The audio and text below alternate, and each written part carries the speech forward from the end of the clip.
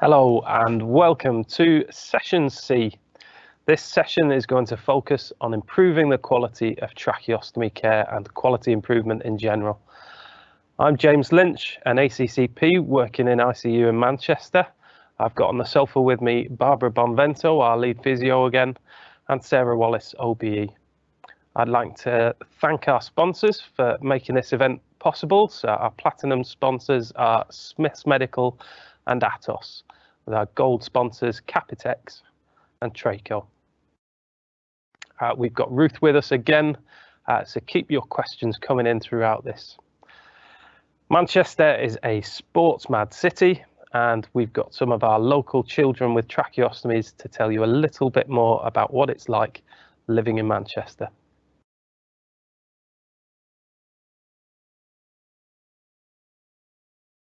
Right, what's your name? Patsy. And how old are you, Patsy? 6. Now then, can you tell me what sports you like? Gymnastics. Tell me a bit about gymnastics. I go on floors and bars and beams, and that's like it.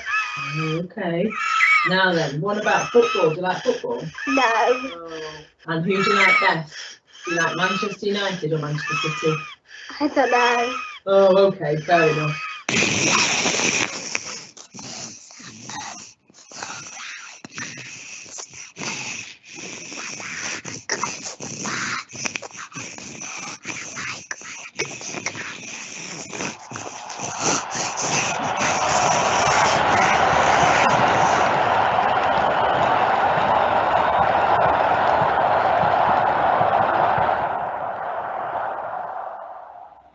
So hopefully, regardless of whether you're a City or United fan, we've got something for you in the next 15 minutes. We've also got a concurrent education breakout session hosted by Becky Dooley.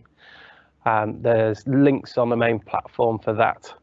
There's also the Trachea game hosted by Becky again, which I think we've got a few technical issues with, but if you go to www.tracheagame.com, you'll find that.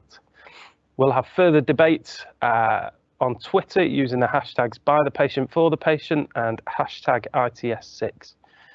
But now I'd like to introduce our first speaker in this session, who is Tracy Finch. So Tracy is Professor of Healthcare and Implementation Science in the Department of Nursing, Midwifery and Health at Northumbria University.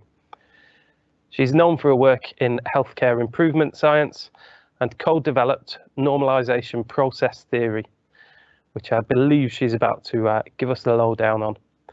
She was also instrumental in analysing healthcare professional engagement during our Improving Tracheostomy Care project. Good evening or good morning, everyone. It's a pleasure to be here, in part on behalf of Northumbria University and also in my role as Knowledge Mobilisation and Implementation Science Theme Lead for the NIHR-funded Applied Research Collaboration in the Northeast and North Cumbria. So hello from Newcastle in the northeast of England, partly known for a bridge that looks a bit like the one that you might find in Sydney, Australia, and maybe less known for our amazing beaches, and that picture there is one of Tynemouth Beach, drawn by my daughter. And so my aim today is to bring some implementation science perspective to the problem of how we get good ideas into practice when we're trying to change things to improve care. And implementation science has developed over perhaps the last 15 or more years in recognition that this is an important area in and of its own right in terms of scientific study. And the focus here is on really generating knowledge of how we can do this implementation work and embedding of interventions into practice better so we can ultimately improve health. And implementation science is based on the premise that in order to improve health and well-being, we not only need effective care and services and interventions, but we need to improve the process of how they're implemented. And so we focus very much on this second part of the equation. As a science, much of our work is underpinned by theories, models, and frameworks. And we've seen a lot of these approaches develop over the years. They all do different things, and you know, depending on what you're trying to achieve, some may be more useful than others, which we'll come to. But a good place to start if you're interested in finding out more is to have a look at this taxonomy, which is one of the most well-cited and useful taxonomies that really sets out what these approaches are and what they do. So some of them will describe or guide the process of translating research into practice, so they might have a more practical focus. Others are more theoretical, involved in understanding and explaining what influences implementation outcomes. And some of these are framed much more about how we evaluate implementation efforts. The use of theory doesn't have to be purely academic. And I hope to show you in this talk that there are some really practical ways that you can use theory for your problems of implementation. And choices can be guided by really what you're trying to achieve and the kind of change that you're making, and what sort of barriers and impacts you think are going to be relevant in that work. For example, implementation science approaches can help with planning and developing new interventions in terms of maximizing their implementability. It can be used to evaluate interventions by guiding the kinds of questions that you need to ask and data that you need to collect. And they can also help in rolling out proven interventions by being used to help design implementation strategies. For the rest of my presentation, I'm going to focus mostly on one theory, normalization process theory. And this is a theory I've co-developed with Professor Carl May and a lot of other collaborators over the last 15 years. And it's become quite established and well used in the field of implementation science. And I like to describe normalization process theory, or NPT, as really just a way of thinking about implementation problems that focuses on two key things. Firstly, how do those interventions become part of everyday practice? And secondly, how do different groups of people need to work together to achieve it? So it's really about the collaborative work that has to happen around most complex interventions to improve care. So we break this up into 4 different areas of activity. We call them mechanisms, and we feel all of these are important. So coherence is about a new interventional practice making a lot of sense to those involved. Cognitive participation is around that commitment to being engaged and to staying engaged. Collective action is really where the work happens. How is this achieved? How is it achieved together? Who does what? What are the issues that happen and have to be resolved? And finally, and this is really important, there needs to be an element of appraisal work to be done. And we call this reflexive monitoring. So how do people appraise whether it's working or not, how it might be improved, and using those reflections to improve the process of an implementation process. And I can simplify this further just to say NPT is all about the work. What is the work? Who does it? How does it get done? And why did it happen like that? For the rest of the presentation, I'll illustrate some of these ideas around sense making, strategies, and outcomes by drawing on one particular project that was undertaken to improve tracheostomy care across England. The Improving Tracheostomy Care, or ITC study, was a national quality improvement programme with independent evaluation, and the project was funded by the Health Foundation, but involving lots of key partners. The main results of the study are reported in the British Journal of Anaesthesia, but the project involved 20 hospitals across England who were delivering tracheostomy care, and it was all based around a global tracheostomy collaborative that implemented bundles of quality improvement initiatives. The mixed methods were included service quality metrics, patient outcomes using the HADS and other measures, qualitative interviews with staff and site leads, focus groups, appreciative inquiry forms, and the NOMAD survey, which I'll come to in a bit, as a measure of engagement with the quality improvement activities. So data collection happened before, during, and after implementation of the QI bundles. So I explained earlier that normalization process theory puts a lot of focus on what we call coherence, which is sense making. And a key element of any implementation process is to really do some work to make sense of the implementation problem. From there, you can work out what it is that you need to do or can be done. In the ITC study, this was approached from a number of methods, but one of those was appreciative inquiry. And that used some forms that helped people involved in the different sites in the collaborative to respond to some questions so that the project team could really understand what the issues were that would need to be addressed. So this asked questions like, what is particularly good about the care in your service? Or what quality concerns might there be? What are the ideas for improvement? What's being tried, etc. And here you can see just some examples of the kind of issues that can be identified through undertaking this kind of data collection. And these refer to some of the issues or problems that have been observed across different sites. What I would say though as well, going back to the earlier slide, is there's also a focus here on good practice and identifying and sharing that as well. So it's more balanced, but this gives you a feel. So making sense of the problem is a key step. There are lots of ways you can do this. It could be survey data collection, or it could be group discussion, really exploring barriers and facilitators to improvement. And from the implementation science field, there are a lot of things and tools that might be drawn on and used. From normalization process theory, we have an online toolkit, which is basically 16 questions, and it allows you to make assessments, and they help you think through the problem. And you can do that as an individual or with groups and explore issues that way. There are also lists of barriers and facilitators in all kinds of areas that you might also be able to draw on if you find something that's relevant to your particular problem. Building that understanding of the problem that we're trying to address helps to guide us much better towards the kinds of strategies that we need to develop.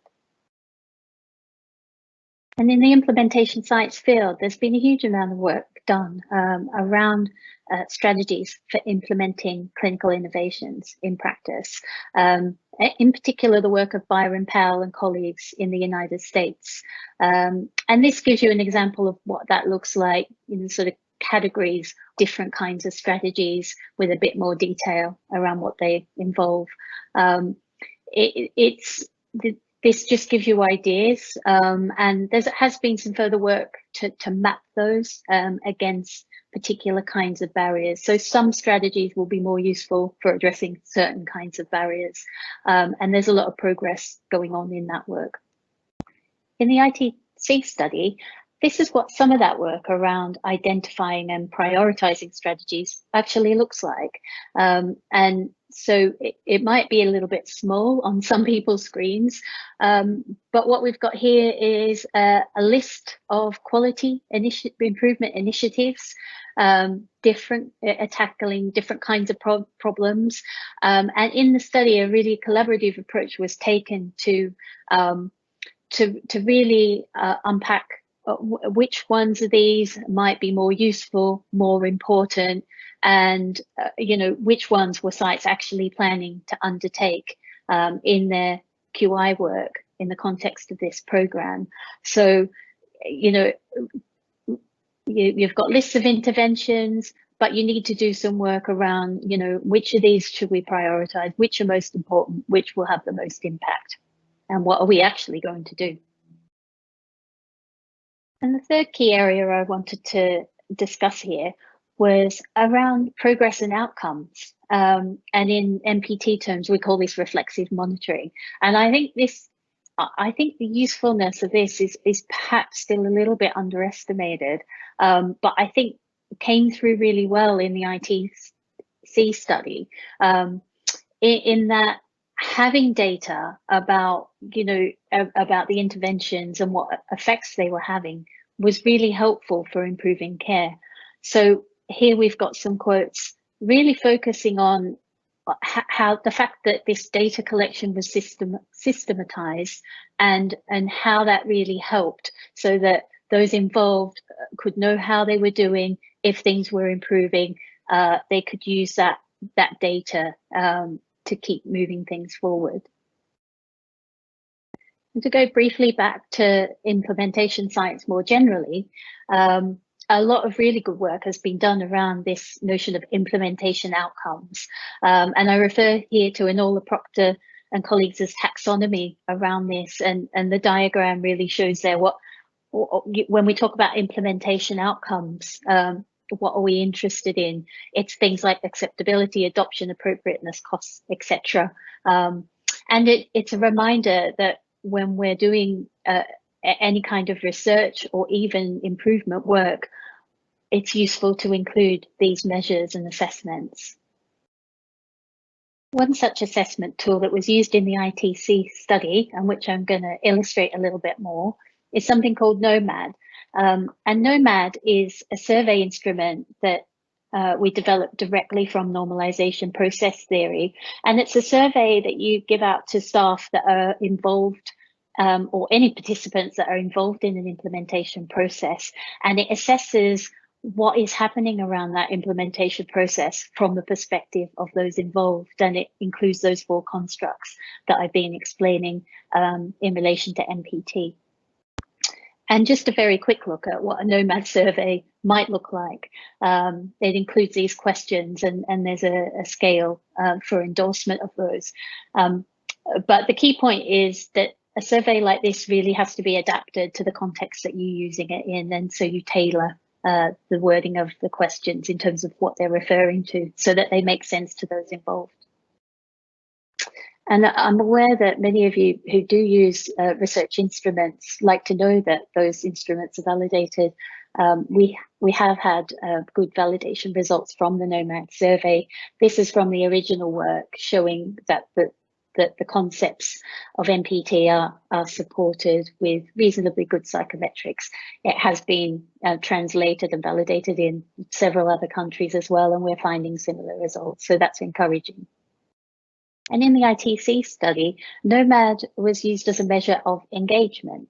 So, and I think that's quite a good description of what was being explored here. How well were the sites engaging with the QI bundles and the process over time? And over 1,500 NOMAD surveys formed the data set for this. And the findings in general showed that considering all sites together, aggregate scores increased significantly from baseline implementation to evaluation phases.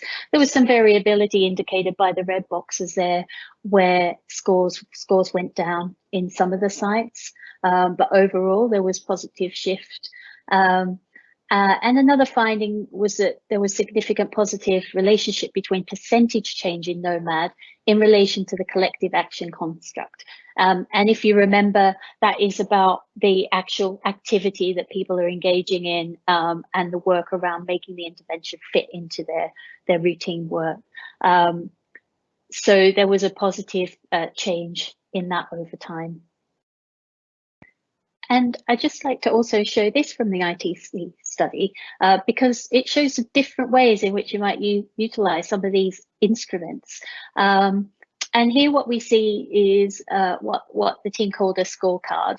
So this was about ranking sites, and we've got 20 sites, and you'll see to anonymize those sites, I've taken the ITC study to be global, and they're now countries instead of hospitals.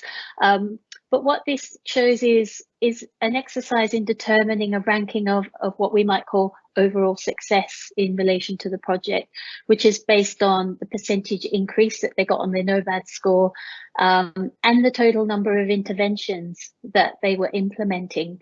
And so this is essentially a ranking exercise, but which can be used to relate to other data that's coming out of the project.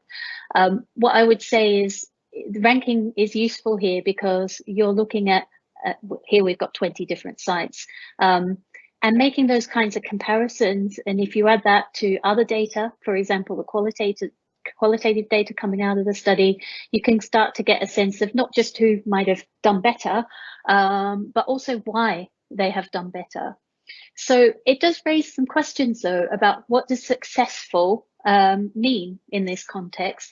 Is it about interventions getting more embedded? Or is it about people making a bigger change from a low baseline to a higher final position? And here a scorecard approach might be useful and can be used in improvement research. So just coming to the end of this presentation now, and rounding it off by bringing it back again to normalization process theory. And I really liked this quote from one of the participants in the qualitative study, who really sums up what this improvement work is all about. You know, it's about talking to one another, sharing ideas, having that representation from all the different specialties and professions involved, and also about being innovative, looking at different ways of working, not being scared to do that, and that those are the ingredients of achieving good, safe care. So as an approach from implementation science, what does MPT tell us about implementing and sustaining change? Well, implementation work is complex, it's messy, and it involves ongoing efforts to achieve that change. It works through building understanding of the work, establishing and maintaining the participation of those involved, and ensuring that participants and organizations have the means of appraising and adapting, reflecting on things so that, you know, they can be approved. So thank you very much for listening, for sticking with this, and just some final acknowledgements. Great talk. Thank you, Tracy. So your work really helped us to tailor and embed our QI program in the UK. So looking forward to collaborate with you maybe in the future. That'd be good.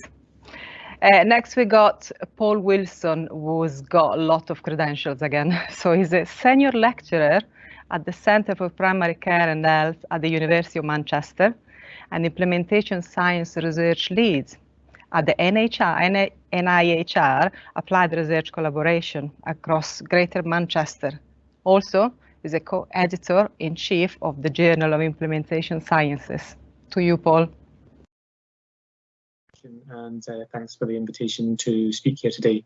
My name is Paul Wilson, and I'm going to talk about making improvements happen in practice.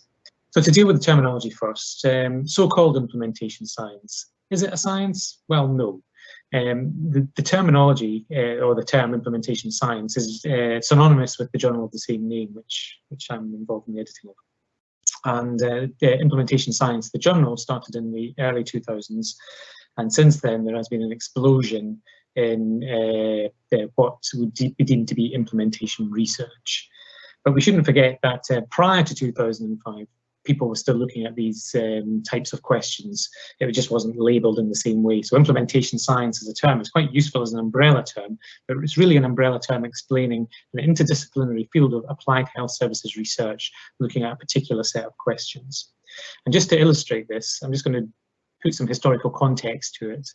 So this is us going back to the 1950s, and this is a seminal medical sociology study looking at diffusion of innovations in a healthcare setting. Previously, there had been much interest in how ideas and technology spread within other sectors, particularly agriculture in the States. And sociology had a long track record going back to the 1930s, looking at the spread of new technologies within that sector. But in the 1950s, medical sociologists got interested in looking at how innovations in healthcare, largely drug technologies, spread in social systems, i.e. amongst family physicians in this instance. So this is looking at the spread of a new antibiotic at that time, so it's tetracycline, amongst family physicians in Chicago and Illinois. And what the original analysis found was that those doctors, it found an influence for social influences.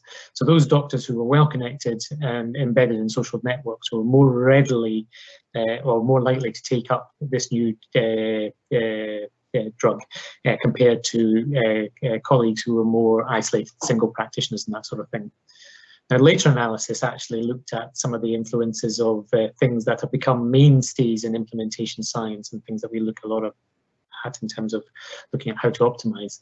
Things like persuasive communications, educational outreach, in this instance, academic detailing by pharmaceutical reps, and looking at the effects that they have on changing professional practice. But this is really the early instance of implementation science in action. Now, if we then jump forward to the 80s and 90s, really the next big impetus in the field comes with the production of clinical practice guidelines. So in the 80s and 90s, it became possible to synthesize large amounts of research-based knowledge and codify that in and develop evidence-based clinical guidelines. So there was a huge industry that took off both sides of the Atlantic, the US and in Europe, developing guidelines that were evidence-based, largely based on systematic reviews. Not soon after, people then began to realize, well, we've produced all these guideline recommendations about how people should practice, and adherence is an issue. How do we get people to actually adhere to guidelines, take them up and use them, and enhance the quality of care that's delivered? And so alongside guideline development came a cadre of researchers, again, both sides of the Atlantic, USA and Canada, Netherlands and the UK, all interested in strategies to get clinicians largely, and particularly in primary care initially, to take up and adhere to best practice as set out in clinical guidelines. So an impetus to a field developed at this stage, and that then went on to become what we now know as implementation science. So we're very interested in getting things that we know work and do benefit and improve healthcare, taken up and used routinely in practice settings. We're interested in the methods to do that, to make that happen. Increasingly in the field, there's a focus on de-implementation. So just as we're interested in making sure people are doing things that we know work and benefit patients, we're also interested in removing, reducing, replacing, restricting the use of interventions that we know don't work or are of low or no clinical benefit. This is an increasing area of interest in the field, and some of the strategies that we use to promote uptake are not necessarily transferable to this space. So it's very new and quite an exciting space to be working in at the moment. The left-hand side of this diagram, you've got sort of discovery research into preclinical trials, into early first trials in humans, into what we know as phase 3 clinical trials, where you would seek to determine the effectiveness of an intervention, and moving on through regulatory approvals and marketing authorizations, health technology assessment that you would expect most health technologies to go through these days, in particularly high-income countries. And then moving on to, we have something that's established, how do we get it taken up and used in practice? So implementation science, historically, has very much focused at this right-hand side of the translational pathway. So our focus is on evidence-based interventions, things that we know work or things that we know don't work. The research focus, essentially, it can be sort of categorized into four big chunks. The first is exploring health systems, the behaviors and practices within them that can act as barriers and enable us to successful implementation of any given technology, any thing that we want to improve, things that we want to increase use of, things that we want to stop people doing. We're interested in the context of where that's to happen. The next big chunk is design and evaluation of rigorous strategies that seek to address these barriers and enablers. So we analyze the organizational context in which changes to occur, and we use that information to design strategies that will mitigate against some of the potential barriers, but also enhance the facilitating factors to bring about change in that given context. The next big chunk is understanding what happens in that. So invariably, implementation activities and improvement activities, if we're using the terminology interchangeably, are complex interventions. You know, we design strategies, and part of evaluating their impact and their effectiveness in terms of bringing about a change in practice is understanding what happens in that space, what actually gets implemented, how it gets sustained, where, when, why, and how. These are very important questions in implementation science, and increasingly this is a real growth area alongside the de-implementation stuff I mentioned previously. A big contribution that the implementation science field has made is the use of theory to advance knowledge and understanding, to design and evaluate studies, to use it as a guide to implement changes in practice settings. This has probably been the single biggest thing that you can point to within implementation science that has permeated across other disciplines in a way that we couldn't have imagined when we first started out, when people weren't using theory at all. So I'm just going to focus on the second point of those 4 areas, which is the implementation strategy. So I've said a little bit about design in terms of seeking to build on what we know about how a system works and the likely enablers and barriers within that may help or hinder an implementation effort. Strategies are designed to mitigate those and enhance the uptake and the uptake of innovations and the delivery of high quality healthcare. There are hundreds of trials in this space. Just taking the very top one, audit and feedback, there are nearly 200 trials looking at audit and feedback strategies to enhance the uptake of care processes or practices or procedures. Increasingly, the field is focused on optimizing these strategies, enhancing their use so that when you use an audit and feedback intervention, you're maximizing the opportunities for change to occur because you're optimizing it in the best possible way. So what went before was that people would describe things as audit feedback, but wouldn't really understand the behaviours or processes that they were seeking to target, or the performance aspects that they were trying to change. Now there's a real focus on delivering information in a way that brings about those changes.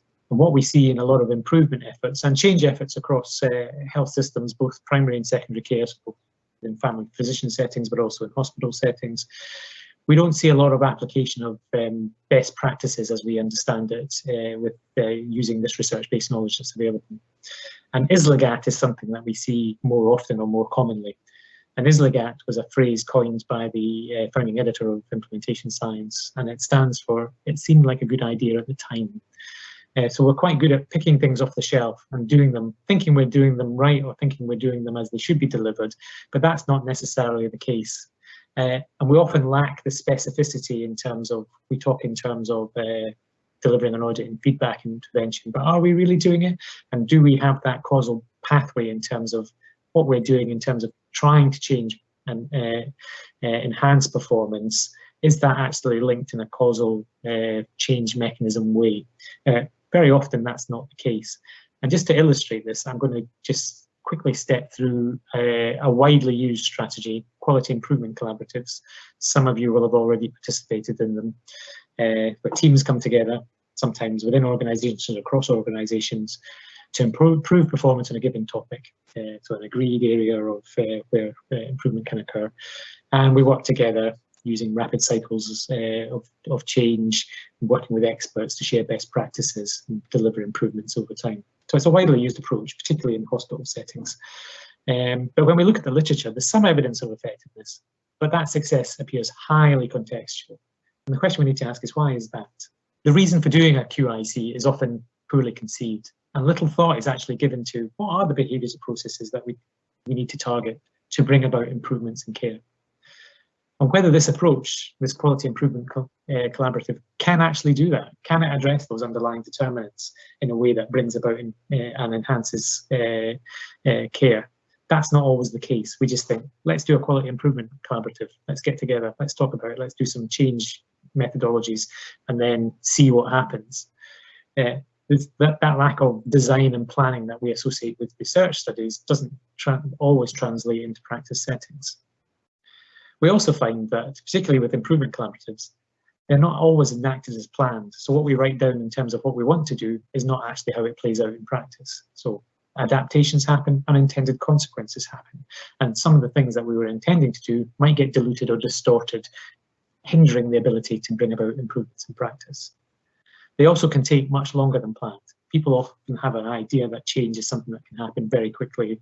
Now that is the case, and we've seen it with the pandemic in terms of care systems' ability to change and reconfigure themselves to address a huge problem in the system. That can happen in a rapid way, but routinely most things take time, and we often underestimate the time it takes to bring about a change. The other thing we find is that we get quite a lot of drift within improvement collaboratives. So we might start off with a large number of teams, but we often end up analysing the teams that stay the course. So introducing a degree of selection bias in the results that we see. And these evaluations are often done in a very simple before and after way, so they're not using more rigorous methods that you would expect to see with research studies. So how can we improve? Lots of research and lots of systematic reviews on the effectiveness of quality improvement collaboratives. But increasingly, we're now beginning to see work looking at how and why they work, and in what circumstances do they work, and what are the active ingredients and the key enabling components that we need to consider and we need to address if we're going to run with themselves. And I've just picked out this review by Karen Zamboni from last year, where they've developed a program theory for quality improvement collaboratives. And if I was doing one, this is one of the first papers I would read. I would go away and understand how we think they're supposed to work, and then think about some of the active ingredients that I need to ensure are built into any improvement collaborative that I'm going to be running. And some of this is understanding the context. Some of this is having an idea of what we're trying to do in terms of the pathway to those outcomes. So how do we need to bring about change in practice? What mechanisms are going to deliver the outcomes that we are hoping to see, and designing a strategy that takes all these factors into account. So my lessons for practice, drawing on information from implementation science, would be this is the key message for me actually, is learn what's already been done. We also need to clearly specify what the change that needs to happen is. Who needs to do what differently, where, how, and with whom, and when. And again, we have tools and resources that are in the literature that could be used and harnessed to help us understand that problem specification element. As Tracy's eloquently presented, using theory to guide the design and evaluation of those appropriate change strategies. Theory is a lens where we can plan, we can follow that process of change, and we can evaluate that process of change based on a set of assumptions that are grounded in not just theoretical, but also empirical data. The obvious one, be realistic about the timeframes and the resources that you require to bring about change, particularly if it's not seen as a priority within your organisation. Those are the most difficult and most challenging changes to bring about. It might be the right thing to do, but if nobody else in the organisation or the system thinks it's a priority or thinks it's something that has to be addressed right now, the change is very difficult to bring about. And most importantly, I've said learn from what has gone before, but we also need to leave an audit trail so others can understand what we've done. So you need to describe the process that you go through in change, in your change process, describing what you did, what happened, because change isn't always as we set it out at the start. So what we plan to do is not necessarily what happens. So being able to document those changes and adaptations over time is really useful for other people within healthcare to understand how you brought about change in a given context. There's a global interest in methods to enhance the transfer of research findings. We know this is a global problem. Translational gaps are something that you read about in all the policy literature. Implementation science offers an interdisciplinary field of research that looks at this very question. And there is now a large evidence base that could be used and could be harnessed to inform practical implementation efforts on the ground. I'll leave it there. Thank you. Thank you, Paul, for fantastic insights for anyone planning on starting or publishing a QI collaborative. Keep your questions coming in for Ruth, guys, and there's going to be a large panel on QI after the next talk. So it's with great pleasure that I would like to introduce Carly Milliren and Dionne Graham. Carly is Senior Biostatistician at Boston Children's Hospital, and Dionne is Assistant Professor of Pediatrics at Harvard Medical School and Director of Evaluation and Analytics for the Patient Safety and Quality at Boston Children's Hospital. Both have been really instrumental in developing the GTC database, measuring our tracheostomy QI globally. So looking forward to hearing you both. Hello, and thank you for the opportunity to talk with you today about the Global Tracheostomy Collaborative Database. My colleague Carly Milliren and I are statisticians in the GTC Data Coordinating Center based at Boston Children's Hospital. And over the past 4 years, she and I have had the always interesting and oftentimes fun job of managing and analyzing the data in the GTC database. During our time today, I'll first describe the database in the context of a registry-based learning system. Carly will then highlight some of our learnings from the data to date. And then I'll close by proposing how we might expand the reach and impact of the database in the future. As others have likely already said today, the mission of the GTC is simply put, to ensure the best possible care for every tracheostomy patient by disseminating best practices and improving outcomes for tracheostomy care. The GTC strives to achieve its mission through several avenues, including fostering collaborations and connections among and between patients and providers, supporting quality improvement activities and collaboratives, and by providing a data collection infrastructure to their member institutions. It is this data collection activity done through the GTC database that we will focus on today. But I wanted to begin by asking, why collect data at all? It can be an expensive, time-consuming endeavor, even in this day and age of electronic health records and other automated means of data collection. And to what end? How do we derive knowledge and value from the enormous amount of data we collect through the course of clinical care? Well, data is an integral component of a learning health system. And by that, I mean a system in which internal data and experience are integrated with external evidence to generate knowledge that is then translated into practice with the goal of achieving higher quality and safer care for patients. And these goals of high quality, safe care align with the mission and vision of the GTC. And in fact, the GTC is an example of a registry-based learning system in which multiple sites contribute observational data on patient conditions and comorbidities, processes of care, and outcomes of care to a central database. The data are analyzed together to describe variation in practice and outcomes across sites, and importantly, identify targets for improvement. And as a result, the database provides members with the ability to learn from one another's data in order to change practice and improve care at their local institutions. Registry-based learning systems are not new, and there are many examples demonstrating that their participation leads to improvements in care and outcomes. For example, the Cystic Fibrosis Foundation Patient Registry was an early international registry established in 1966. And over the years, they have used their data to show variations in practice and outcomes between centers, as well as evaluate the impact of their quality improvement initiatives. This figure in particular shows improvements in lung function as measured by FEV1 over a 30-year time period across United States care centers.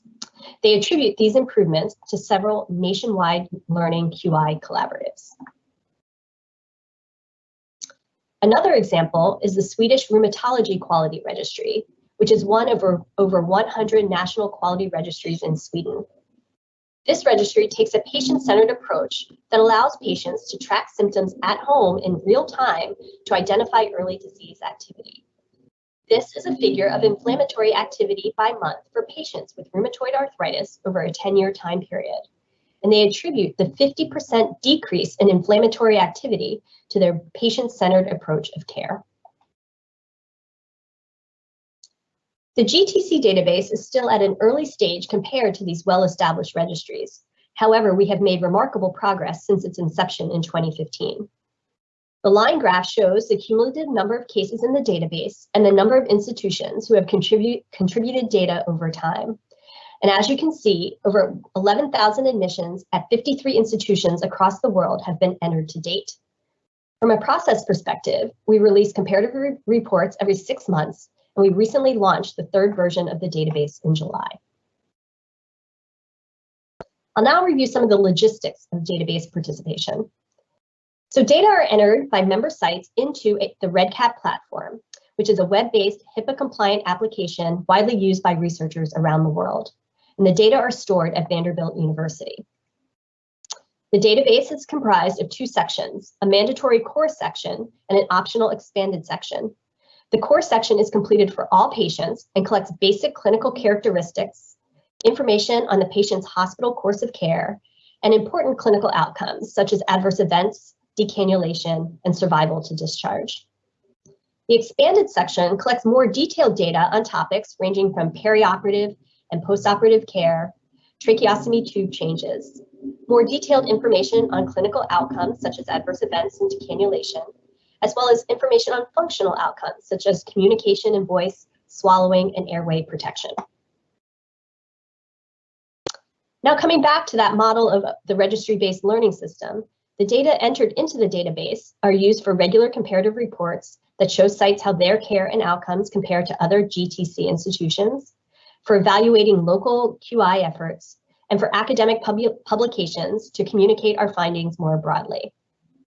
I will now turn the presentation over to Carly, who will provide more detail on the contents of the comparative reports, as well as major findings of the GTC database. Thank you for that overview, Dionne. I'll be discussing how the GTC data has been and continues to be used to improve tracheostomy care around the world. I'd like to start by highlighting that earlier this year, the GTC database surpassed an important milestone with over 10,000 tracheostomy admissions for nearly 9,000 patients entered to date, allowing for valuable insights into tracheostomy care at the institutional, local, country, and global level. As Dionne noted, the data entered into the GTC database are used for regular reports distributed to sites as well as academic publications to communicate findings more broadly. Participating sites receive two types of reports regularly. Quarterly, sites receive data monitoring reports, which consist of logical data checks to ensure validity and flagging of high priority missing data that would impact comparative reporting. This process allows sites to make any necessary corrections before the data is analyzed. Comparative reports are distributed twice per year and summarize demographic and clinical factors, utilization metrics like length of stay and trach days, as well as outcomes, including survival and adverse events. An aggregate summary across all sites is disseminated along with site-specific reports, allowing for comparison with the GTC overall. The comparative reports have highlighted large site variation across metrics, including length of stay, trach days, survival, and adverse events. These findings could be used to recognize sites who are excelling in a given metric and dive deeper to see if there are opportunities for sharing knowledge with the wider GTC community. Regular data entry and reporting also allows for timely reporting of adverse events experienced by trach patients, indicating additional potential opportunities for improvement. Site reports allow for comparison of site case mix and performance to the aggregate performance of the GTC overall on demographics, clinical factors, and comorbidities, measures of utilization like length of stay and trach days, as well as outcomes, including adverse events and survival. In 2019, the database committee undertook a large collaborative effort to analyze the data from approximately 30 member hospitals that had been entered into the database through the end of 2018. Published in the British Journal of Anesthesia in 2020, this analysis focused on primary admissions where tracheostomy was placed for adult and pediatric patients and included nearly 4,600 admissions, of which approximately 3/4 were adults. The clinical course was similar for adults and children in terms of ICU utilization, ventilation, and survival, while adult patients were more likely to be decannulated, and average lengths of stay and trach days were twice as long in children. Children were also more likely to be discharged home, while 1/3 of adults were discharged to long-term care, rehab, or skilled nursing. Around 8% of patients experienced at least one adverse event related to tracheostomy, with accidental decannulation being the most common for both adults and children. Trach-related bleeding occurred twice per 1,000 trach bed days in adults, with rates substantially higher than previously published incidence data, while bleeding events in children were rare. Patients who experienced bleeding also had a higher risk of mortality compared to those without, even if the bleeding event itself was not directly the cause of death. These findings indicate an important area of focus for the future of safer tracheostomy care. We also examined adjusted predictors of the most common adverse events. Trach-related bleeding was associated with the trach indication, number of comorbidities, and specifically hematologic, renal, and sepsis comorbidities, which were all associated with higher odds for bleeding events. The only predictor of accidental decannulation we identified was respiratory comorbidities. These findings and the lack of significant predictors underscores the importance of accidental decannulation as an unpredictable, difficult to prevent, and potentially catastrophic event. Our findings indicated that patients' course of care differed significantly by country, with shorter stays and trach duration, lower rates of decannulation, lower incidence of adverse events, and slightly lower mortality in the United States, likely attributable to differences in practice, with most patients in the US being discharged relatively quickly to long-term care or rehab facilities prior to decannulation. These insights are only possible with a truly global collaborative and certainly warrant further exploration. An exploratory and unpublished look at the data also indicated decreasing average length of stay over time after joining the GTC, though this analysis was limited to only sites who entered dates of admission and discharge. We hope to explore these findings further in the future. I'd like to conclude by just highlighting a number of other GTC publications in the past few years, which underscore the value of timely collection of quality data to improve care for trach patients.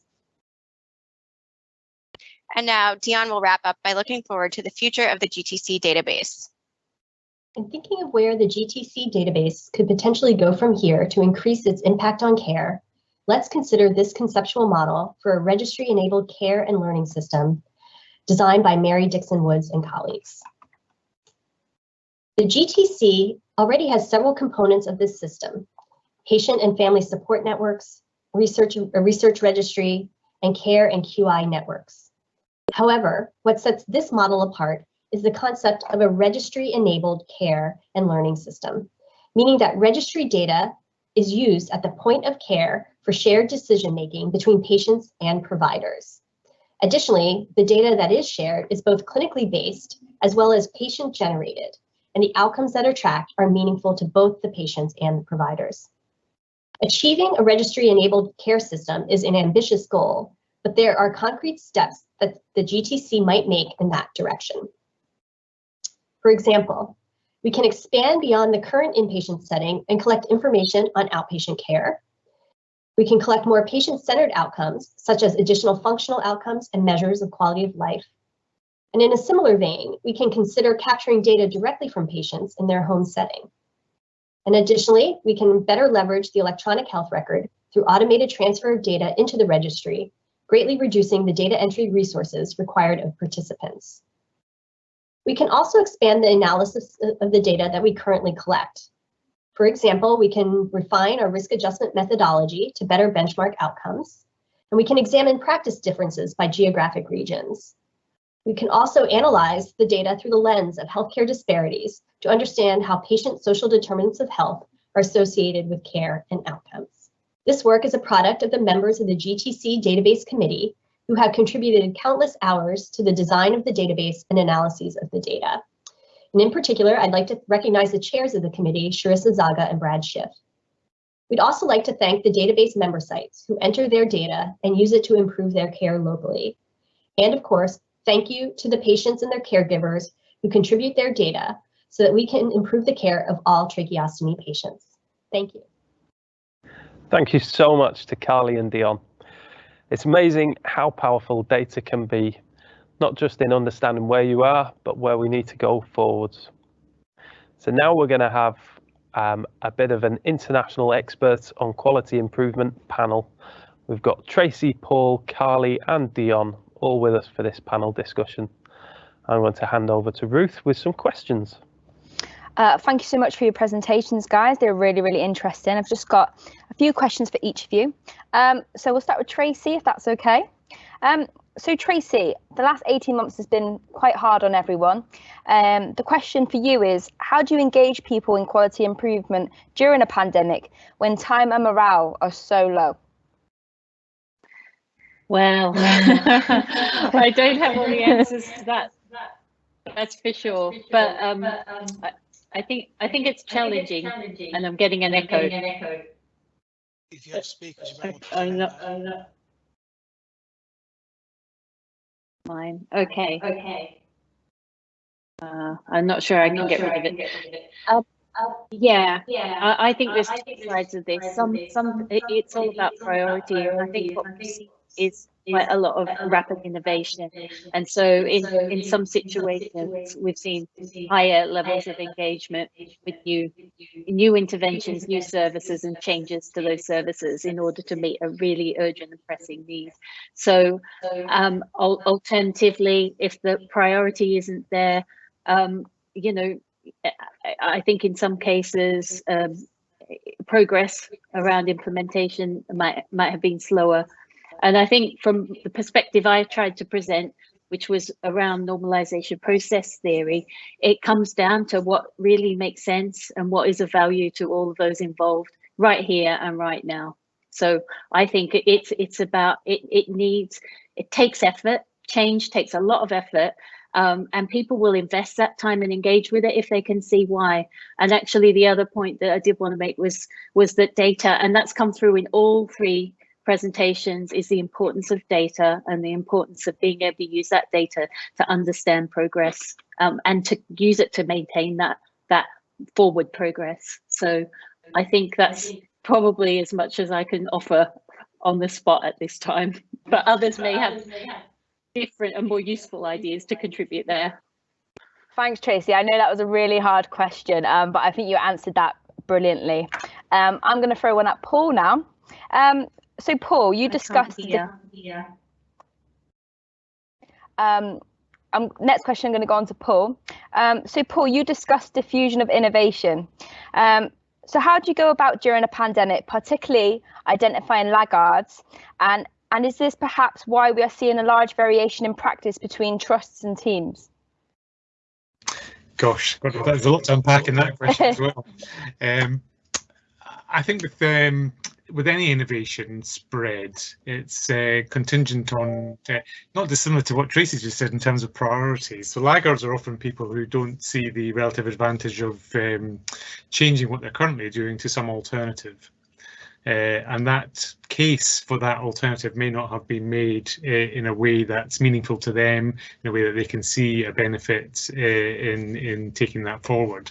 I think if we're going to link it to the pandemic, we can look at some things that happened really quickly, and in not just in the UK, but I think elsewhere in the world, the switch of through necessity partly, but the switch of say face-to-face general practice consultations with family physicians, meeting with patients face-to-face to an online format almost happened overnight. But what we've seen as the pandemic has dissipated, particularly in high-income countries, is that an element of the digital and online interaction has been retained, and in actual fact, a lot of there's a lot of professional and also patient experience that sort of backs up that.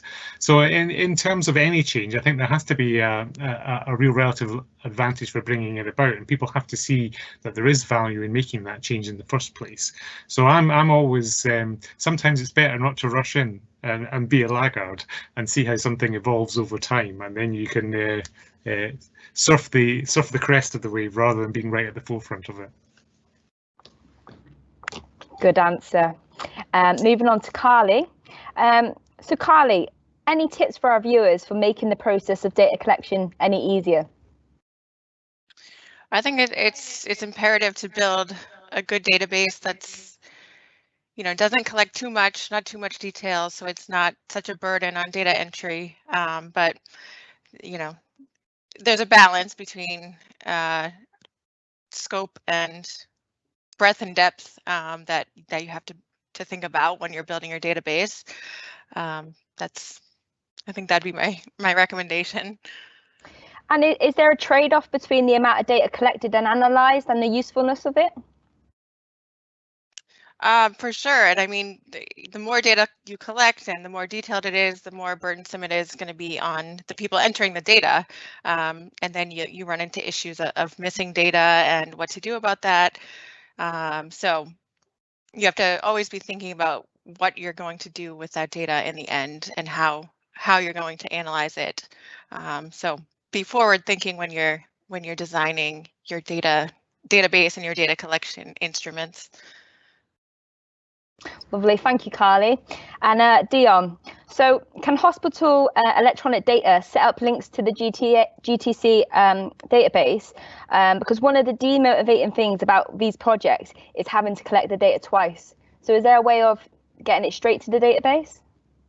So not at the present time. I think as now that we have version 3 launched, I think one of our next steps over the next couple of years is to start setting up those processes. We've started talking to sites about that and the potential for doing that. So technically it's there. I think it will be a burden, like a not one time, but sort of an initial burden on the sites to map their data to the GTC data. But hopefully once that large piece of work is done, then the the feed could be happening on a regular basis without as much intervention by the sites. But there is an upfront body of work that needs to be done. Lovely, thank you, Dionne. So this question's for all the panelists, but I'm going to start with Paul. Loving the science, but it does make me nervous to try and change anything at work in case I don't do it properly. Have you got any advice on how we can start off local QI projects without involving a big scientific team?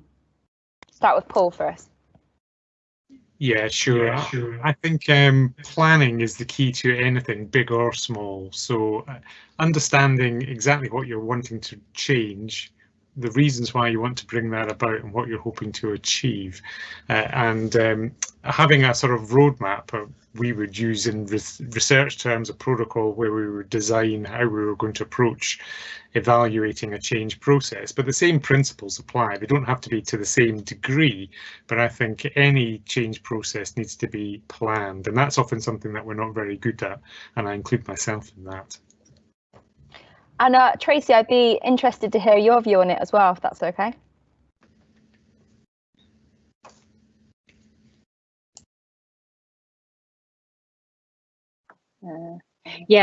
No, I think sorry, I'm just taking my mic off, my sound off. Yeah, I would sorry, I've got distracted. Remind me where we were. So the question was, let me just find it. Just any advice on how we start off local QI projects without involving like a big scientific team, because it can be quite daunting. Yeah. So yeah, I think I'm going to be a big advocate for partnering with your local universities, academics, and other organisations, because what I've found the most successful projects come from those collaborations.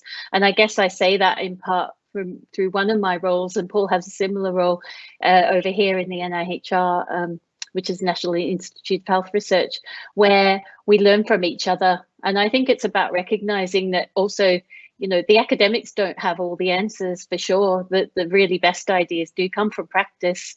And sometimes all it takes is a bit of that conversation to say, oh, you know, well, there's this theory, a bit like I've done today, but what it really means is just this. Actually, oh, yes, we're doing that already a bit, kind of getting that shared understanding.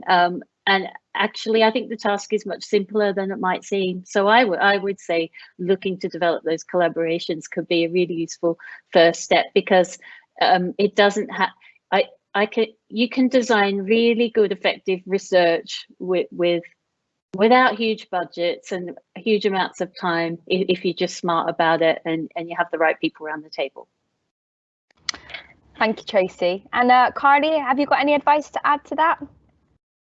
I would just echo what Tracy just said about collaboration. There's just so much value in learning what other people are doing, even if it's at, you know, a single unit in your hospital. Just talking to other clinicians. There's just huge things to learn from others. Lovely. So that's the end of the panel for this section. I'm going to hand over to the brilliant James. Thank you very much to Carly, Dionne, Tracy and Paul there. We've brought that question and answer session to a close. You can find out more about the GTC at their booth. I'd also like to go back to the virtual ward round game, which you can access at www.tracheogame.com. The education session, which I think is still just about playing out. But next is another keynote session. This is sponsored by Atos, and it's called The GTC, by the patient, for the patient. It's going to be delivered by Michael Brenner. Michael is an otolaryngologist at Ann Arbor in Michigan. He's the Associate Professor of Otolaryngology at the University of Michigan Medical School, and he is, of course, the president of the Global Tracheostomy Collaborative. So now over to Michael.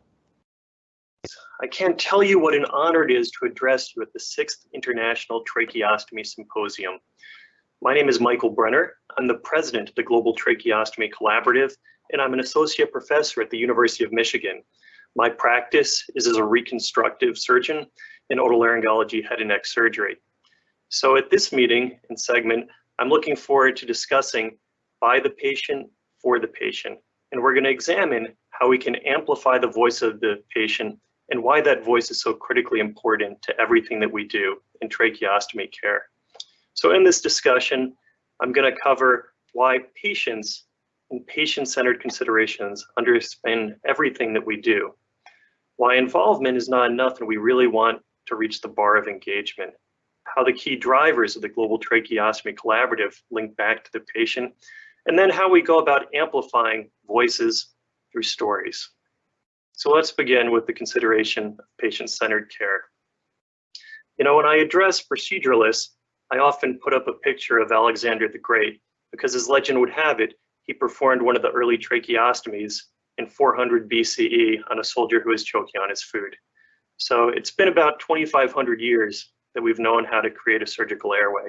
The story may or may not be apocryphal, but the point is that the technology around tracheostomy has been gradual and progressive, but the truly greatest needs arise around patient-centered care, and it's high time that we learned how to take care of individuals with a tracheostomy, and perhaps even more importantly, time that we empowered them to feel comfortable and capable and competent in caring for these devices and for their loved ones on their own. So in this particular picture, we depict Colin, who is a tried and true member of the Patient and Family Committee. He has a video thriving in the community with a tracheostomy, which shown here is him at his daughter's wedding. And the thing that I'd like you to take away from this is that while we're fiercely committed to improving the quality of tracheostomy care, there's also an important place for creating space where individuals can live their lives outside of the practicalities of medical care. And so this article, which the lead author was Aaron Ward, the former director of our Patient and Family Committee, was really a plea about the primacy of patient-centered perspectives. Now, the article talked about the role of patient-centered outcomes and the perspective in that voice in deciding the best approach to care. The key things that we wanted people to take home from this was that it's critically important to consider the needs across the continuum of age. So the needs of neonates are very different from those of adolescents, in turn different from those who may be in the ICU, especially in the spike and surges of the COVID era. We need to realize that care for tracheostomy goes well beyond what happens in the hospital setting. People are living their lives in the community, and understanding what happens, the challenges and opportunities there, is really important in helping people achieve a meaningful life. And we want to empower individuals, both patients, families, and caregivers through education, with the goal of improving our understanding so that we can transform hope and discover opportunity. So now I'd like to speak briefly to why involvement is actually a relatively low bar.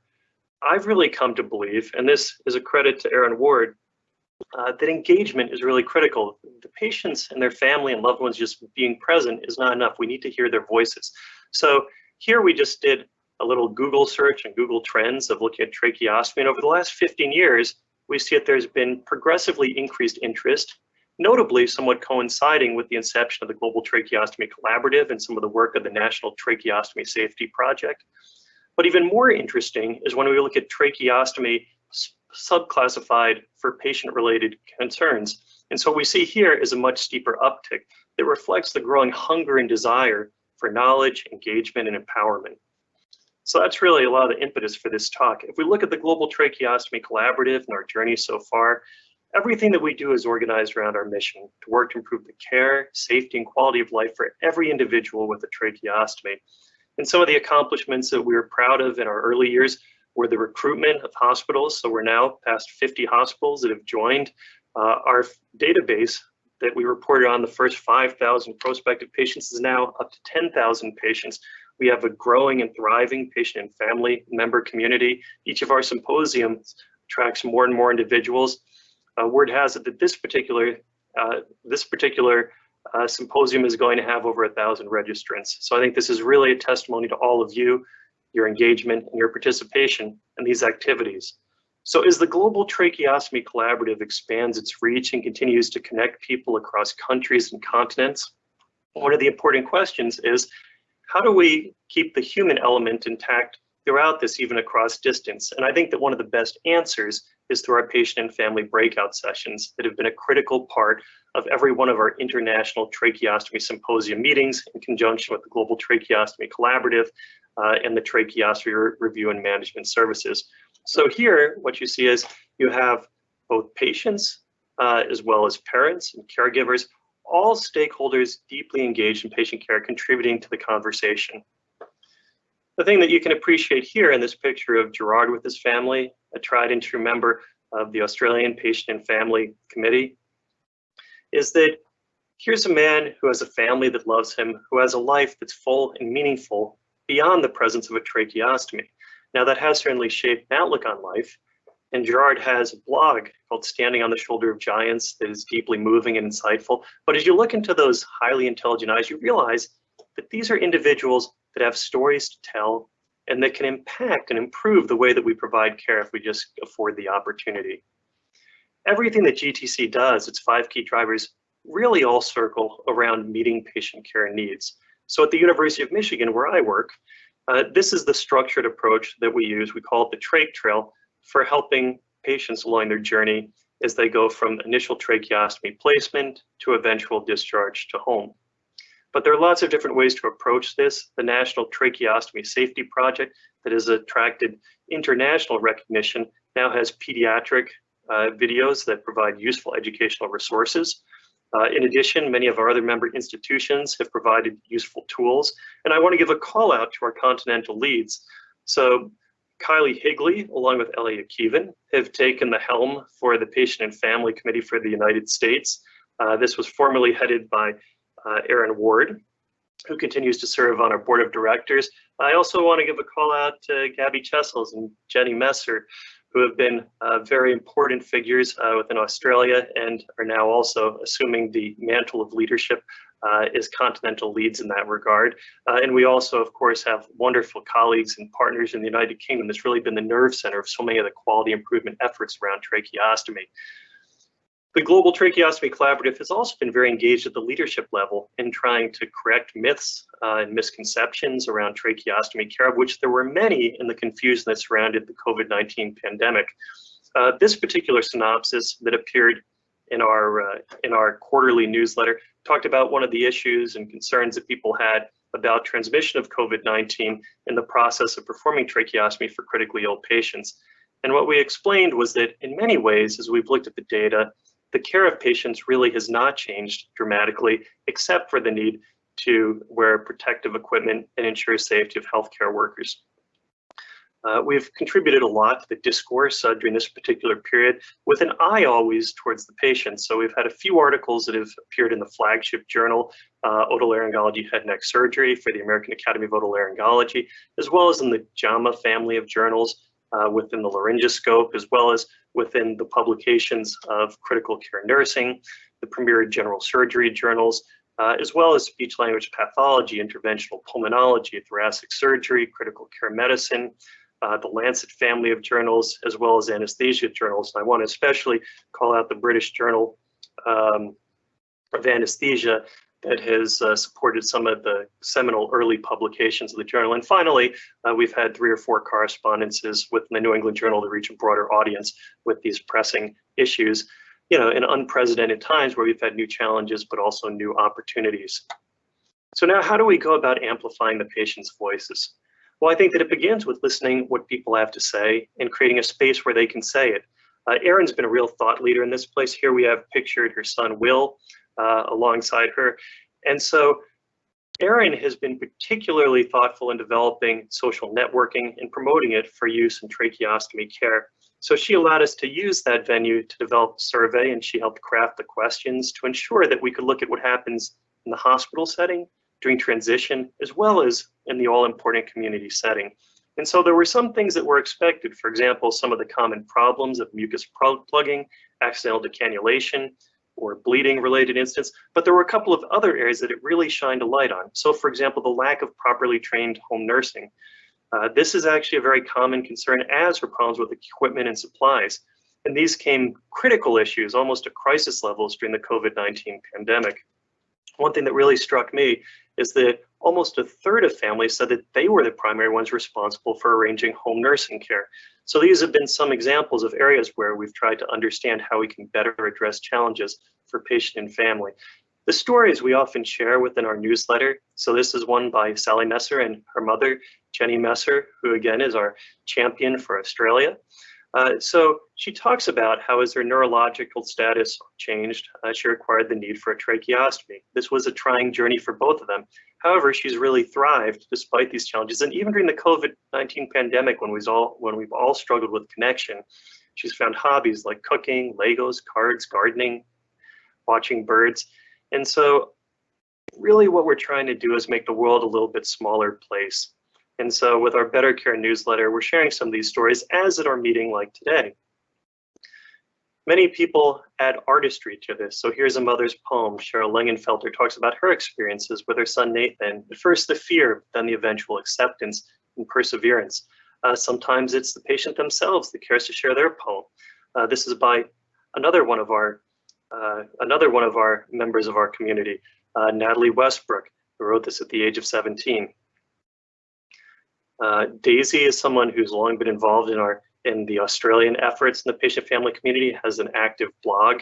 We had as a guest speaker at the early kickoff in the United Kingdom, the renowned physicist Stephen Hawking.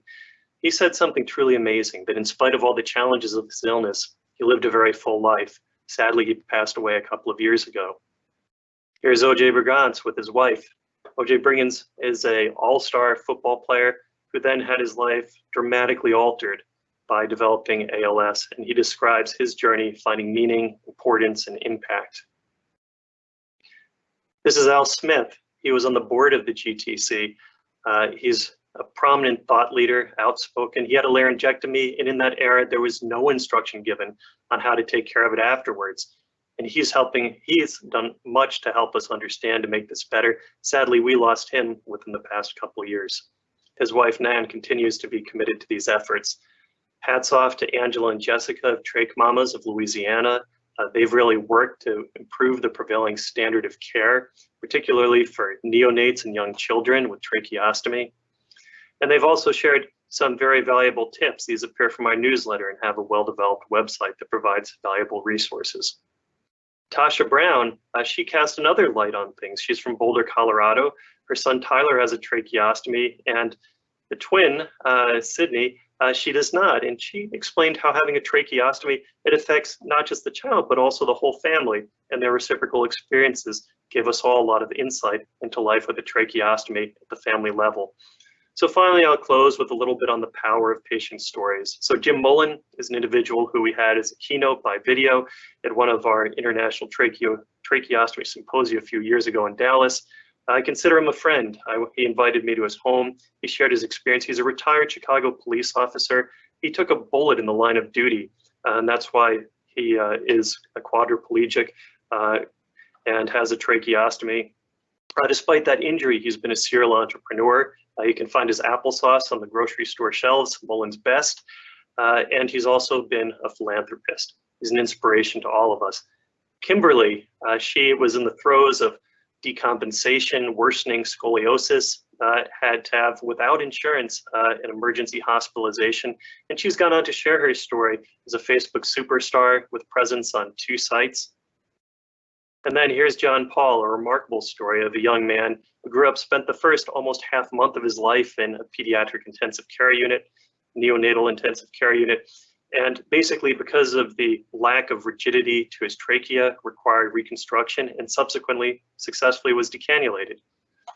A very different story from Mia, whose daughter Shanning required a palliative tracheostomy that allowed her to make the most of such time as she had with a loving family. So this is how it happens, at these meetings in person, virtually today. I thank you all for your engagement, and hearing all these stories adds to the interconnectedness between all of us. Gabby, I want to thank her for her leadership. Here she's pictured at her graduation with her mother who had a tracheostomy for polychondritis, again showing how major life events can still be shared even with the tracheostomy. And here we see the reach of the collaborative as evidenced in South Africa, where applying the global tracheostomy key drivers got patients out of the hospital and safely to home with excellent understanding and safety, is depicted in these heartwarming pictures on simulation, teaching, and safe tracheostomy care. So we're also in the business of putting ourselves out of business. If we can help improve the efficiency and safety, timeliness of decannulation, and maybe even spare patients that don't need a tracheostomy through alternative approaches, that's great. But for the foreseeable future, there are going to be a great many people that need tracheostomy, and we're here to provide outstanding care. So thank all of you for being part of saving lives and improving the quality of care for tracheostomy patients. You're an inspiration in ensuring the best possible care for every tracheostomy patient. Thank you. Amazing talk. Thank you, Michael, for your effort to bringing together patients, families, and healthcare staff together from all over the world. Next, there's going to be another keynote session sponsored by Smith Medical. After this COVID-19, there's been a tidal wave of literature in the past 18 months, which was prompted by COVID-19. So we asked our expert panel to round up some recent literature about tracheostomy in the media care and in general. So we are delighted to be joined by Dr. Vincia Dionne. Hi. Associate Professor, Johns Hopkins School of Nursing and GTC board member. Vincia is joined by Michael Brenner again. And Michael and Vincia are also joined by Karan Verma, which is from the British Medical Journal of Anesthesia and Social Media Fellow. To you guys. Hello. Good afternoon, good morning, and good evening, wherever everybody is all over the world. So hello, how are you all doing today? I'm doing terrific here, Karan, and just want to say thanks to all those participating in this meeting. Also, I'd like to acknowledge you, Karan, for being one of the rising stars in this field and for your passionate engagement with teamwork and team-based efforts, as well as bringing us into the virtual era with your expertise in social media. So delighted to be here. And same here, Karan. Thank you for inviting me to join this panel. We've noticed that with the surge of COVID-19, there's been a lot of research activity around tracheostomy care, and a lot were based on expert opinions and consensus statements. But there was one article that really caught my attention, which was describing a randomized control approach to tracheostomy decannulation. And this is a study by Dr. Martinez Hernandez, where he randomized 161 patients to control group, and where the patients received the traditional capping trial, and 169 patients to the intervention group, where they were provided continuous high flow oxygen therapy with frequent suctioning prior to decannulation. And he really found that the patients in the intervention group had a shorter time to decannulation, which was 6 days versus 13 days for those in the control group. And also the incidence of pneumonia and tracheobronchitis were lower. I know, Michael, you had written a reply to this particular team, so I want to hear what your thoughts are about this particular study. So what was really striking about this is that you don't see articles in the New England Journal of Medicine routinely about the day-to-day practical care of tracheostomy. And the reason why this article was catapulted onto front and center main stage is that it was a randomized trial. First of all, it was a large number of patients that were involved, and they cited Vincia's prior work relating to decannulation protocols. What was really dramatic is that they showed an entire week in reduction of time to decannulation. There are a couple of really key caveats that I'd like to emphasize. One is that in contrast to Dean Pandyan's study, they didn't systematically downsize. So they set up a little bit of a straw man, and the true effect size is probably exaggerated by that. The other piece is that they excluded some patients that are very relevant to our day-to-day practice. So for example, they excluded all patients with otolaryngologic disorders. This included individuals with vocal fold paralysis, laryngotracheal stenosis, individuals that were undergoing active cancer therapy, and so forth. So for a classic ARDS population, acute respiratory distress syndrome, or likely for COVID patients too, this protocol is very promising. Additional considerations have to come into play with those patients that have more nuanced anatomical factors involved. But I thought it was really notable that what they used as the benchmark for the decannulation protocol was actually the algorithm that you had developed at Hopkins. So that was fantastic. Thank you. The other article that I want to highlight is the one that Dr. Brendan McGrath wrote with several authors from over 10 countries and came up with a consensus statements in the management of tracheostomy.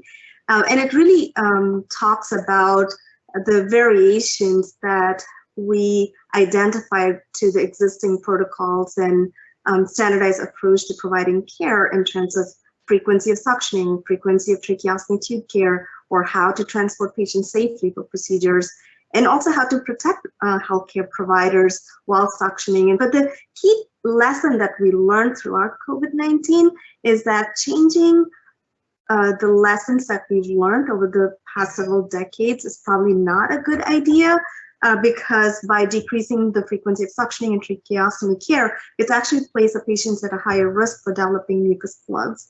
This article is a really nice segue from the New England Journal piece, because just as the New England Journal piece was spectacular in introducing new rigor and a really important innovation, this article was also very significant. And the key contribution was that it had the broadest stakeholder engagement of any of the similar articles during this era. And there's a really nice editorial that I would encourage any of you to read that Dr. McGrath also was first author for, that it had a title along the lines of Tracheostomy Care and COVID-19, business as usual, ? So his point was really that we're finding that many of these COVID-inspired changes are actually to the detriment of patients. We certainly need to don our PPE and take appropriate provisions, but in terms of the practices around frequency of suction, and especially the timing of tracheostomy, which was in many cases excessively delayed, really we want to be looking back to time-honored and proven practices and principles. And that actually brings us to the third of these articles, and I'll speak to it briefly because I oversaw this as a global tracheostomy collaborative initiative, but also spearheaded out of our Outcomes Research and Evidence-Based Medicine Committee.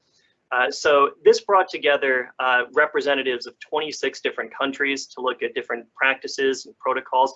And what it showed was that early in the pandemic, there was so much fear around COVID, and particularly in relation to aerosol generating procedures, that the timing of tracheostomy was unduly delayed. So as of this writing, which was back in kind of the early days of the pandemic, 90% of respondents had recommended over 14 days for delaying tracheostomy, which is in stark contrast to the evidence-based recommendation in that middle article published in the Lancet Respiratory Medicine, which recommended a time point of 10 days. And now people are even starting to look at whether 7 to 10 days is a more appropriate framework. And I'll also emphasize that all three of these works represent work of partners of the GTC and the GTC itself. Great, thank you, guys. And coming on next to is the multidisciplinary team-based care, which is another big facet of this. And so how do we really know that do we need these MDTs and do they really work? Yeah, it's such a great question, Karan. And I think that's the question that everyone was asking before this paper came out. So we had a number of specific institutions that were bright spots that shared their individual experience showing drastic reductions in adverse events, mortality, and other outcomes of interest. But the question that always persisted was, is this reproducible? Is this scalable? Is this applicable and generalizable to a wide range of institutions? And that's the question that this answered. And once again, we have Dr. McGrath having led the charge with this particular initiative spearheaded out of the United Kingdom. So what he did is he actually assembled 20 diverse hospitals, and they were diverse in terms of their governances, in terms of their level of acuity, in terms of the particular geography that they were, and he allowed them to choose the specific guided implementation strategy that they would use to bring about and apply the various 5 drivers that we talked about previously. And so what was so spectacular in this achievement was that in every single one of these hospitals, there was improvement. And what's shown in this picture that you've included here, you can kind of read it a little bit like a traffic light. So at the beginning, at month 1, and those first several months, you have the baseline data. Then in the middle, you see the implementation phase, and then towards the end, the evaluation. And if you look at these trend lines, you see lots of red at the beginning. So those represent instances of permanent harm, resuscitation events, as well as mortality. And then as you move further to the right, you see the growing number of green events that represent no harm in an overall trend line in the reduction of the number of mortality and adverse events that were occurring. So not only were there far fewer adverse events that were happening, but the severity of those events was reduced. One of the unique contributions of this study is that it really brought out the patient-centered variables. So when you ask our patients what they care about, they very appropriately identified the goal of keeping them safe as a pretty low bar. They expect us to be improving their lives. And this study looked at those outcomes, and the effects were really, really quite remarkable. So move on to our next facet, which was very interesting on broad staff education. And so what do you think all the developments have come up in education, and especially taking oral tracheostomy and the COVID pandemic, which kind of came up? Yes, thank you, Karan. I think that staff education has actually become a challenge, especially in the decrease in the number of group activities that we can do and the need to maintain social distancing. Some of the literature in the last year talk about some innovative ways to educate staff on how to perform a tracheostomy or how to perform a cricothyroidotomy or manage the tracheostomy. And these include simulation-based mastery learning using cadaveric models, hybrid simulation package for emergency management, and that was done by Lam and team, using three-dimensional printed airway model in a patient with Pierre-Robin sequence and history of tracheostomy by Park and team, the use of task trainers, and that's something that we've used for many years. But the key thing is to bring the multidisciplinary component. But the one paper that really caught my attention was a study by Dr. Dionne and team, where they actually used a synthetic simulator for surgical training in tracheostomy and open airway. So they found that the synthetic simulator created for the study had high face and content validity for these procedures, and was not found to be any different than the porcine model, which is fairly similar to the other project that I did at the Johns Hopkins Hospital, where we used a robotic mannequin to educate first responders on how to perform cricothyroidotomy, and we compared it with swine models, and we found that we had similar outcomes. So let's move on to then the patient level data. And so what have the pandemic era studies shown us about tracheostomy outcomes and COVID-19? How has they helped us? Take the first shot at this, and I'm going to paint this broad set of data with a very wide brush by saying that the biggest lesson that we've learned is that the rules of engagement, so basically the evidence-based practices, wisdom, and accumulated experience and agreed upon standards that were built over the course of decades, they still apply in the COVID-19 era. COVID-19 that is severe and that requires intubation and ventilatory support is not fundamentally different from other forms of ARDS, and that the same excellent care that's been established over time should really apply to these patients as well. And finally, coming to none the least, but patient and family involvement. And so what sort of progress have we seen which has helped us with the tracheostomy collaborative and everything else surrounding tracheostomies? Yeah, I think over the recent years, we've really appreciated the importance of including patients' families' voices in some of our decision, not just at the patient level, but also at the system level. A couple of new things that we're seeing in the tracheostomy publications is the involvement of a patient or a family member as a co-author.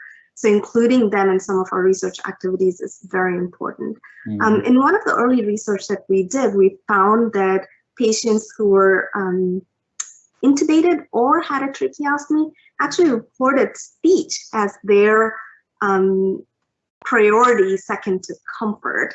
And so many times when patients are weaned off the mechanical ventilator, we're kind of celebrating, saying that we successfully got them off the ventilator, but we need to think about the post-ICU syndrome symptoms and really understand what the patient's needs are, and focus on the speech and swallowing needs that they have.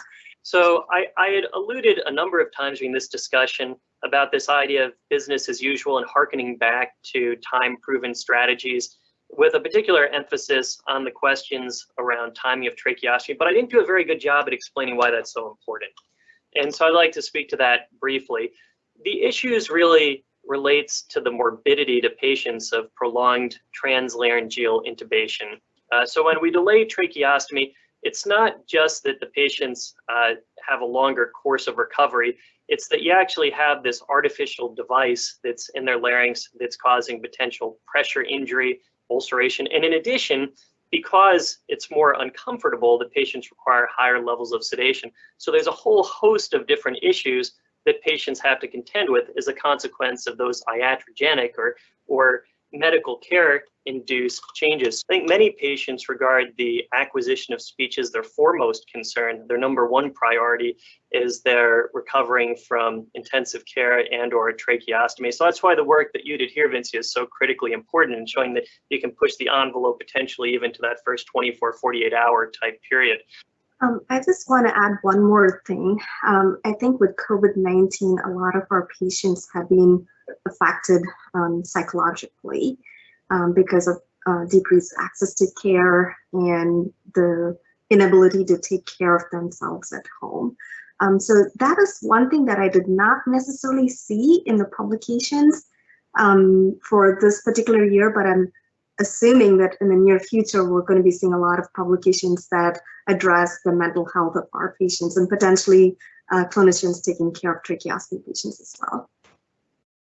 The interesting question that is outlying is, among all these COVID-inspired changes, what is a change that is COVID-specific and a good idea?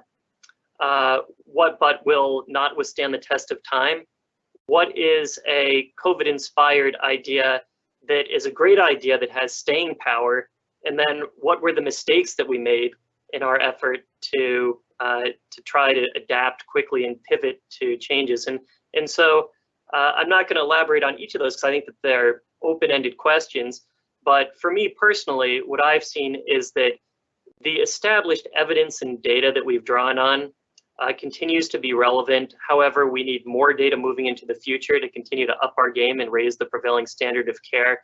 And the main legacy, in a positive sense, of COVID is that we're going to be, I think, a lot more agile in terms of how we deliver that care and leveraging the resources of virtual health and telemedicine.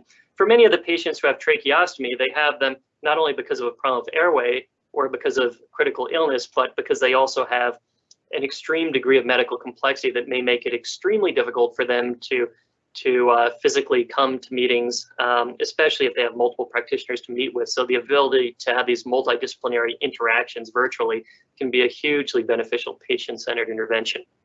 So thank you for your time and the efforts to kind of give us a very good overview of all these different facets. And we hope to see you and meet you in some better place then. All right, thank you. So thank you to our literature panel for cutting through the noise and summarising the literature so beautifully, covering what we need to know.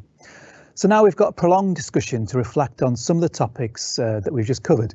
Vincia and Michael have already been introduced to us. We're hoping to be joined by Tanvir, who is a clinical colleague and a clinical scientist working at a hospital, but unfortunately she was a guest on our intensive care unit with COVID. Tanvir experienced a full range of tracheostomy and intensive care experiences. She's been giving her perspective to the content for this meeting in the past few weeks.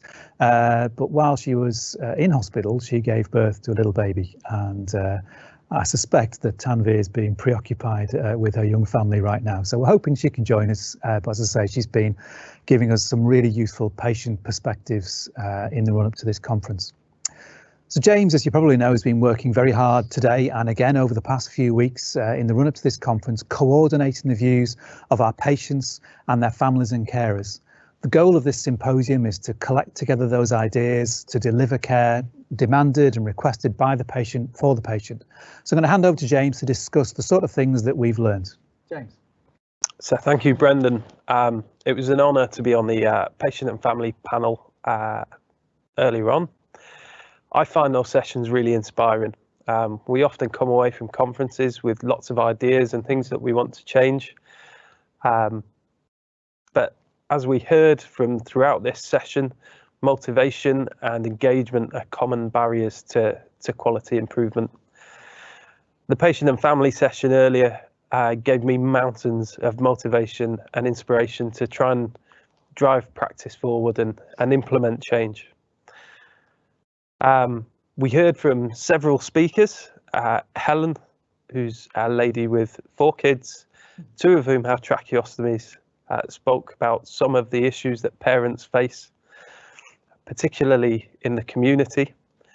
And as a recurring theme throughout the day, trying to get kids into education. Respite was another issue that a number of people pulled up from that speak. Julie and Carl gave us a non-COVID patient's perspective of temporary tracheostomy on ICU. There was some great feedback there on communication, potentially learning to lip read on intensive care unit. And we had Malcolm Babb. He's the chair of the National Association of Laryngectomy Clubs, and he described some of the issues that laryngectomy patients face both in hospital and the community, particularly during COVID, and a lot of those resonated with the patients and families that joined us. All of those presentations will be made available on the NTSP YouTube channel and the website for you to peruse at your leisure in the future. As well as that, we'd asked our attendees to discuss what single thing we should focus on to improve their care. We were helped by those who responded to our survey before the conference, which highlighted a number of themes. First point to make on that is that the issues that healthcare professionals felt that we should focus on, namely staff training, safety, and improved MDT collaboration, which we've covered extensively today, whilst important to them, ranked fairly lowly with our patients.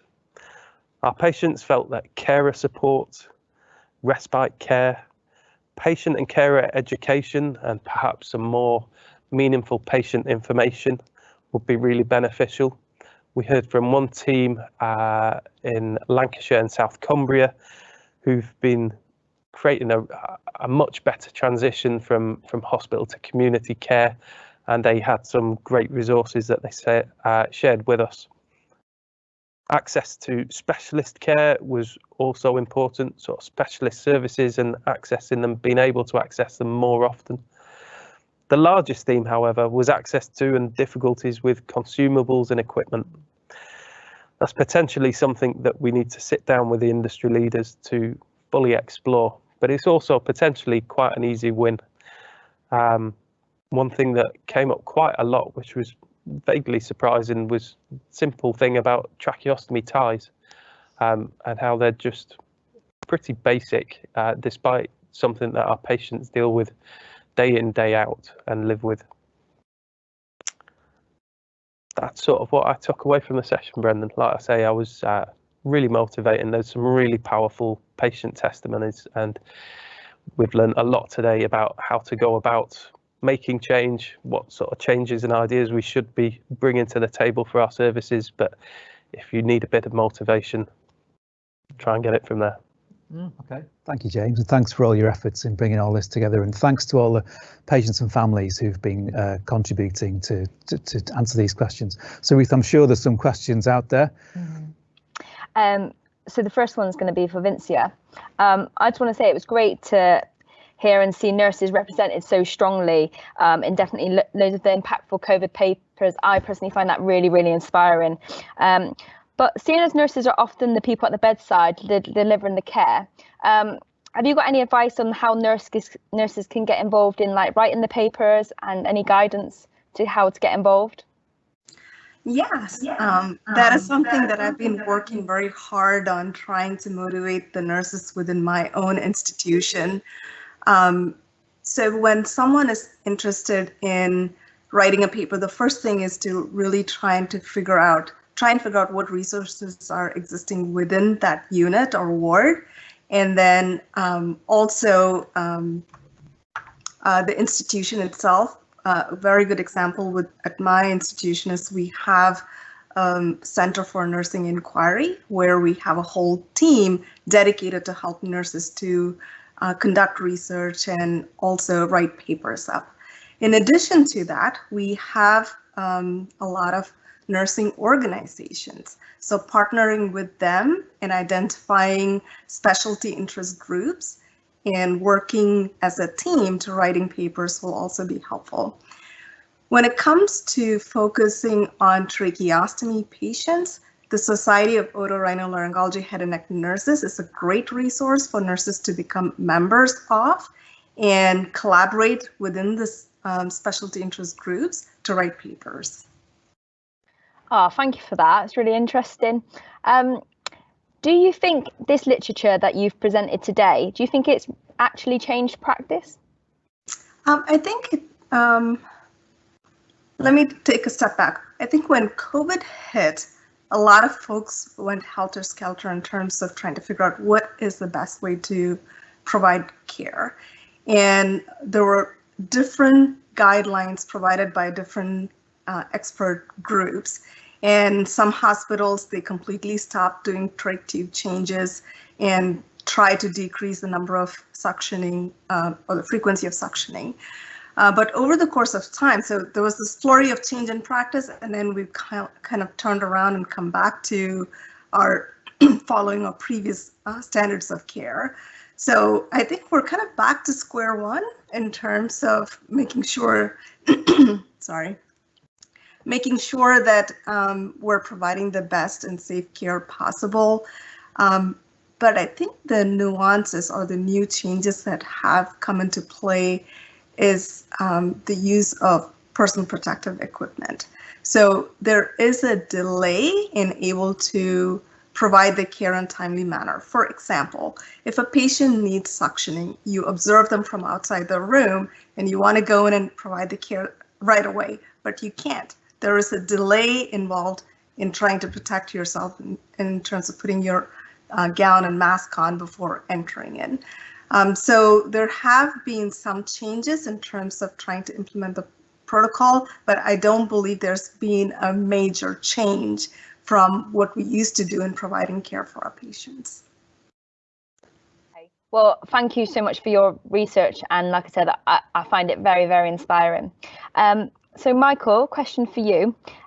One of our viewers wanted to say that as a clinician, our patients' voices are so vital to learning, but how can we support them in sharing their journeys through research? Yeah, I think that's such a terrific question.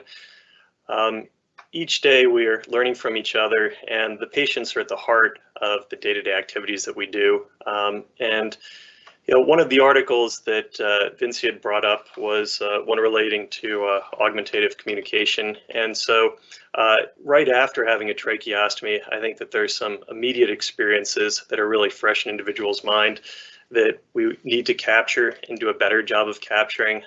Brendan's work with his team, and Tracy spoke to this, has really been revolutionary in terms of its role in capturing that voice.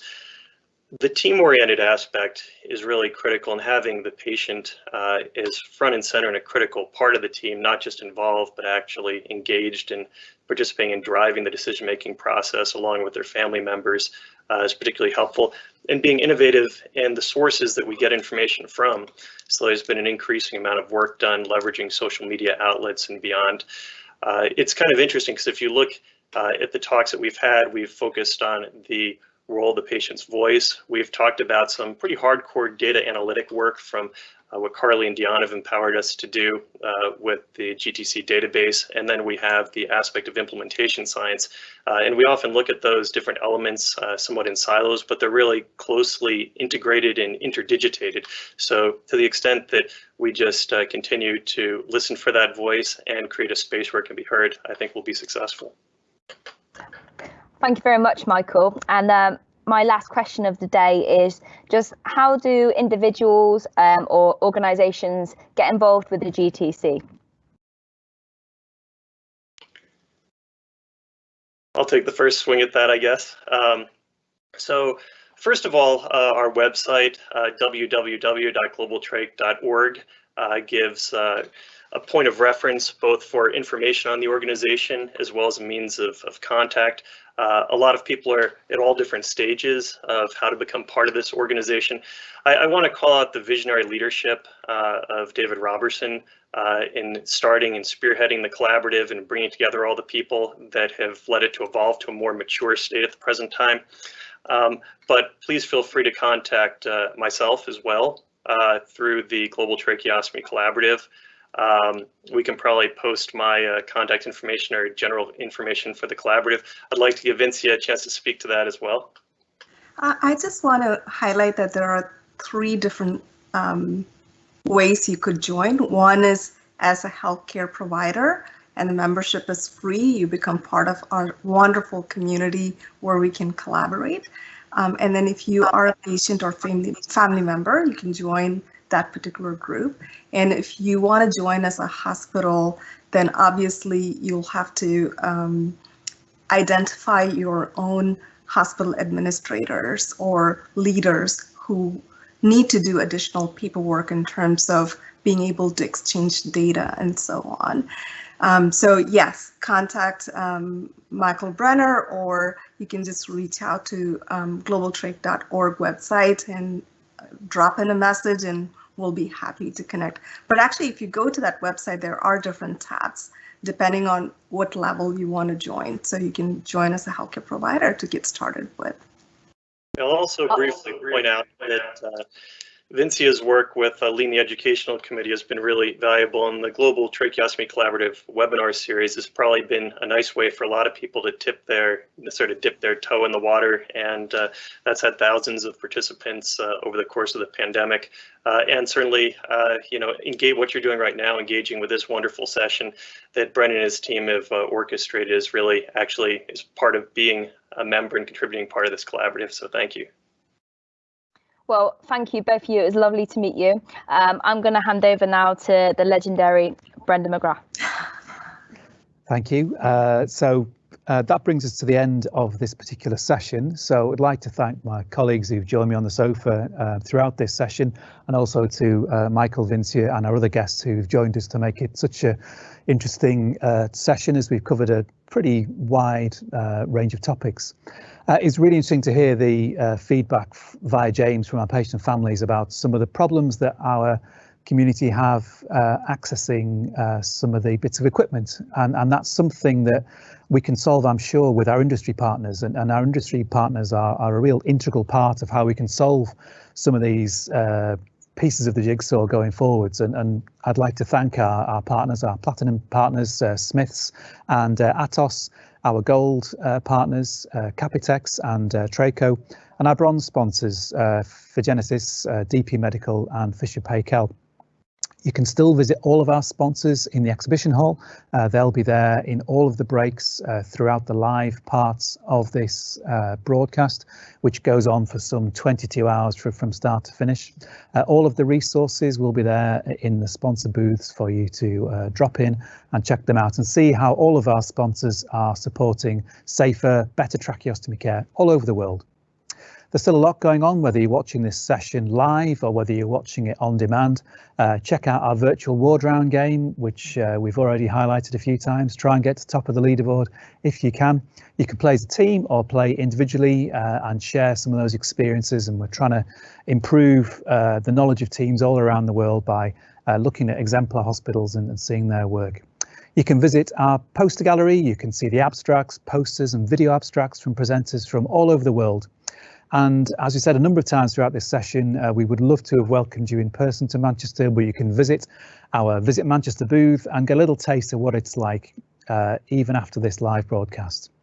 OK, so I think one of the big themes throughout this session has been trying to move back to business as usual. As James has alluded to, the feedback from our community is that the challenge is to now go beyond that, and as well as going back to business as usual, make care better than it was before.